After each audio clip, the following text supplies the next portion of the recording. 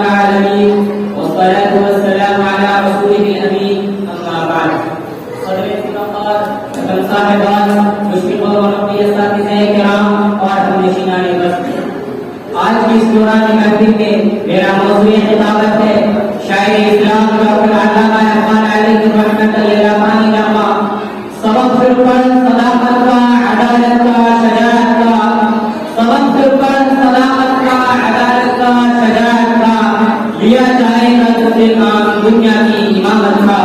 سامعین بس مسلمانوں کی 1400 سالہ تاریخ شاہد ہے کہ جب بھی انہوں نے قرآن مقدس کی حقیقت اور اس کے مطالبے کو سمجھا اور رسول اللہ صلی اللہ علیہ وسلم کی بتائے ہوئے راستے کو اپنا شعار بنایا اور خدا واحد کی دعوت اور محمد عربی صلی اللہ علیہ وسلم کا پیغام حق کو صداقت دے کر کے توبہ دوبارہ کی طرح بہتر پر چاہے فتح بندی و سربلندی کا مقدر بنی کامیابی قدم چھوڑے آسمان کے شکل مفرانی کی زمین میں سیدھے سے لگایا اور جنر کا رکیا پڑتے اور پھیلتے چلے گئے صحرا و دریا کی ٹھوکر سے دوری ہو گئے سمٹ کر پہاڑوں کی حیرت سے رائی بن گئے نہ پریما کے کرتے ہوئے صحرا کو روک سکے نہ ہجرت کی خوشور مجھے ان کے سامنے حائل ہو سکی مشرق سے مغرب تک شمال شمال سے جنوب تک جہاں کی دوری کا کوئی ہوتا تھا مغرب کی وادیوں میں دنیا ہماری مغرب کی